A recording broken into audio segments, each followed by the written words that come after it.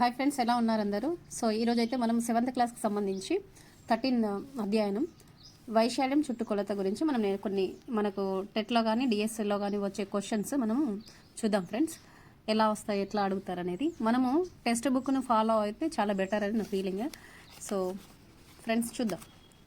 ఇక్కడ మనకు పటం చూసారా, ఇది దీర్ఘచతురస్రం. ఓకే, దీర్ఘచతురస్రము సమాంతర చతుర్భుజం. దీర్ఘచతురస్రము సమాంతర చతుర్భుజము ఇవి రెండు కూడా సమానమే. దీర్ఘచతురస్ర వైశాల్యం ఏంటి? మనకు పొడవు ఇంటూ వెడల్పు. మరి సమాంతర చతుర్భుజం యొక్క వైశాల్యం ఏంటి? భూమి ఇంటూ ఎత్తు. అంటే పొడవు అంటే ఇది పొడవు, భూమి ఇవి రెండు సమానం. ఇక్కడ వెడల్పు, ఎత్తు ఇవి రెండు సమానం. సో కాబట్టి సమాంతర చతుర్భుజ వైశాల్యం ఈక్వల్ టు ఏమవుతుంది? దీర్ఘచతురస్ర వైశాల్యం అవుతుంది.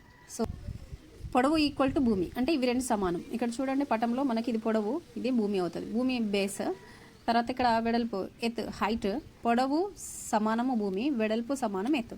ఇది గుర్తుపెట్టుకుంటే మనం ఎన్ని లెక్కలైనా ఎలా ఇచ్చినా కూడా మనం చేయొచ్చు ఫ్రెండ్స్. సమాంతర చతుర్భుజ వైశాల్యము దాని భూమి బేస్, మరియు అనురూప ఎత్తు అనగా h లబ్ధానికి సమానం. హైట్కి ఇది సమానం అవుతుంది. చూద్దాం దాని ఫార్ములా ఏంటి మరి? a equal to b into H. A వైశాల్యము equal to b into H into ఇవి రెండు లబ్ధం అనమాట. b అనేది ఏంటి? భూమి అంటే బేస్ ఇంటూ హెచ్ అంటే హైట్, ఎత్తు. సో మనకు ఇక్కడ ఒక ప్రాబ్లం ఇచ్చినాడు, చూద్దాము. ఇది ఏబిసిడి అనే ఒక దీర్ఘచతురస్రంలో మనకు సమాంతర చతుర్భుజ వైశాల్యము కనుక్కోమన్నాడు. చూద్దాం. ఇక్కడ మనకు బేస్ ఎంత ఇచ్చిండు? 6 మీటర్స్. మరి హైట్ ఎంత ఇచ్చిండు? 13 మీటర్స్. సో మనకు ఫార్ములా ఏది వస్తుంది? ఇదన్నమాట. A equal to B into H. A సమాంతర చతుర్భుజ వైశాల్యము ఈక్వల్ టు బి అంటే భూమి బేస్ ఇంటూ హెచ్ అంటే హైట్. ఓకే, ఇక్కడ భూమి బేస్ మనకి ఎంత ఇచ్చాడు? 6 మీటర్స్ ఇంటూ హైట్ ఎంత ఇచ్చినాడు? 13 మీటర్స్. Okay, 13 metres. ఇప్పుడు మనం ఏం చేయాలి? ఈక్వల్ టు ఇంటూ చేయాలి. 6 ఇంటూ 13 అట్లా 6 13 ఎంత? 78 మీటర్ స్క్వేర్. సో మనకేమొచ్చింది? A equal to B into H అంటే బి అంటే బేస్, హైట్. బేస్ మనకి ఇక్కడ ఎంత ఇచ్చారు? 6 మీటర్స్ ఇంటూ హైట్ ఎంత ఇచ్చినాడు? 13. So 13 metres. ఇవి గుణిస్తే మనకు 78 వస్తుంది. A equal to 78 metre square. ఇది ఏంటి? సమాంతర చతుర్భుజం యొక్క వైశాల్యం. A equal to B into H. ఇది గుర్తుపెట్టుకుంటే మనము కొన్ని రకాల ప్రశ్నలకైతే సమాధానాలు చేయగలుగుతాం. ఇక్కడ మీరు చూడొచ్చు, ఇది రాసాను చూడండి. ఒక సమాంతర చతుర్భుజం యొక్క ఎత్తు దాని భూమిలో 1/3 వంతు ఉంది. సమాంతర చతుర్భుజం యొక్క వైశాల్యం 192 సెంటీమీటర్ స్క్వేర్ అయినా దాని భూమిని ఎత్తును కనుగొనండి అన్నాడు. సరే, దీనిలో మనకేమేమి ఇచ్చాడు? ఒక సమాంతర చతుర్భుజం యొక్క ఎత్తు దాని భూమిలో 1/3 వంతు ఉంది అంటే ఎత్తు అనేది ఇచ్చిండు. తర్వాత ఏమి ఇచ్చాడు? సమాంతర చతుర్భుజం యొక్క వైశాల్యం 192 సెంటీమీటర్ స్క్వేర్ ఇచ్చిండు. అంటే వైశాల్యం ఇచ్చిండు, ఎత్తు ఇచ్చిండు. మరి ఏం కావాలి మనకి? ఇక్కడ భూమి కావాలి. చూడండి, సమాంతర చతుర్భుజం యొక్క భూమి తెలియదు కాబట్టి మనం ఏమనుకుందామంటే ఎక్స్ అనుకుందాం. ఎక్స్ అనుకోవాలి. ఓకే, సమాంతర చతుర్భుజం యొక్క భూమి తెలియదు కాబట్టి మనం ఎక్స్ అనుకుందాం. మరి ఇక్కడ ఏమన్నాడు? యొక్క ఎత్తు దాని భూమిలో 1/3 వంతు ఉంది. అంటే సమాంతర చతుర్భుజం యొక్క ఎత్తు భూమిలో భూమి ఎక్స్ వేసుకోవాలి. అంటే ఎంత అవుతుంది? x/3. ఏంటి x/3 అనేది? సమాంతర చతుర్భుజం యొక్క ఎత్తు x/3. ఇప్పుడు చూద్దాం. మనకి భూమి తెలిసింది, తర్వాత ఎత్తు తెలిసింది, వైశాల్యం కూడా ఉంది. సో కనుక్కుందాం మనం. సమాంతర చతుర్భుజ వైశాల్యము A equal to B into H. So వైశాల్యం మనకి ఇచ్చిండు. ఇక్కడ ప్రశ్నలో ఎంత ఇచ్చాడు? 192. సో ఇక్కడ రాద్దాం. 192 సెంటీమీటర్ స్క్వేర్ ఈక్వల్ టు భూమి ఎంత ఇచ్చాడు? భూమి ఎక్స్ బేస్ ఇంటూ హెచ్. ఇదెంత? ఎత్తు x/3. ఇక్కడ చూద్దాం.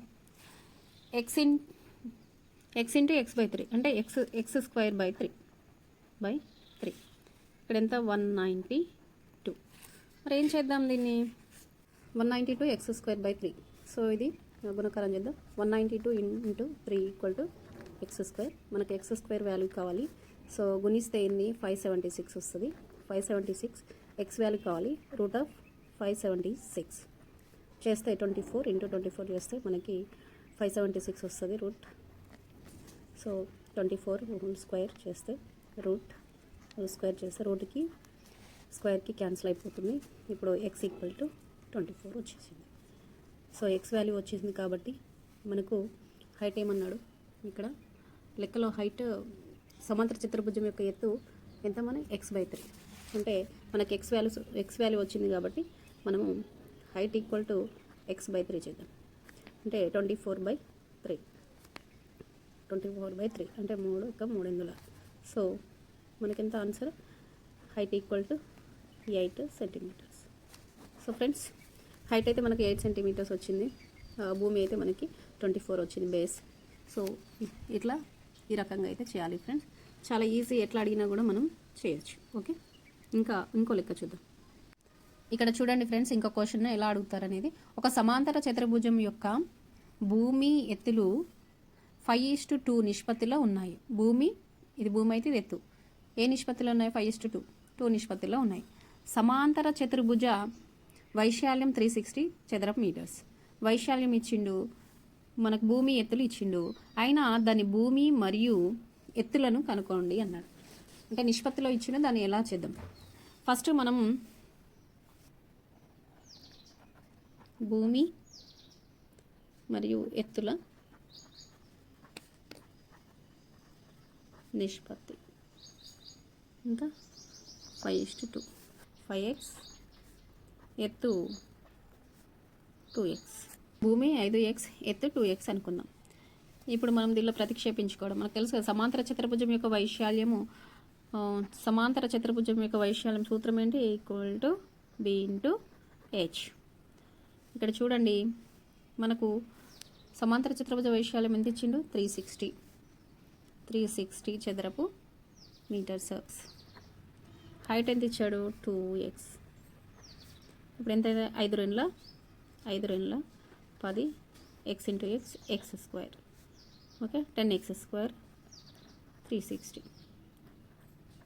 ఇప్పుడు x² రాద్దాం. x² 360/10. ఇప్పుడు దీన్ని కొట్టేద్దాం. 0కు 0 క్యాన్సల్. ఇంకా మిగిలింది ఏముంది? 36.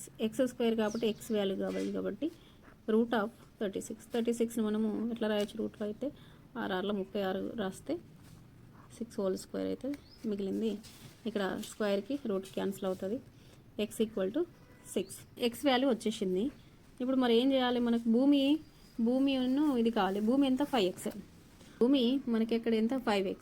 ఇక్కడ రాసేస్తాను 5x. ఫస్ట్ భూమి చూద్దాం. 5x అంటే 5 × 6 చేస్తే ఎంత? 30. అంటే మనకు భూమి ఎంత వచ్చింది? 30 మీటర్స్ వచ్చింది. తర్వాత హైట్ 2x. ఇక్కడ మీరు చూడొచ్చు హైట్ ఎంత? 2x. సో 2 × 6 ఎంత అవుతుంది? 2 12. So 12 metres. సో ఈ విధంగా చేయాలి ఫ్రెండ్స్. ఒక సమాంతర మనకు నిష్పత్తి ఇచ్చినప్పుడు ఇలా 5x 2x అని వేసుకొని చేసేస్తే వస్తుంది. చాలా ఈజీ అండ్ సింపుల్ ఫ్రెండ్స్. ఇంకో లెక్క చూద్దాం. ఒక చతురస్రము మరియు ఒక సమాంతర చతుర్భుజం యొక్క వైశాల్యం సమానం. చతురస్రం యొక్క భుజము 40 మీటర్స్. సమాంతర చతుర్భుజం యొక్క ఎత్తు 20 మీటర్స్ స్క్వేర్ అయినా సమాంతర చతుర్భుజం యొక్క భూమిని కనుగొనండి అంటున్నాడు. అంటే చతురస్రం యొక్క భుజము 40 మీటర్స్. ఇప్పుడు మనం ఏం చేయాలి? చతురస్రం యొక్క వైశాల్యం కనుక్కోవాలి. చతురస్రం యొక్క వైశాల్యం ఏంటి? భుజము ఇంటూ భుజము. మనకు భుజం ఎంత ఇచ్చాడు? ఒక భుజం 40 అంటే 40 × 40 ఎంత?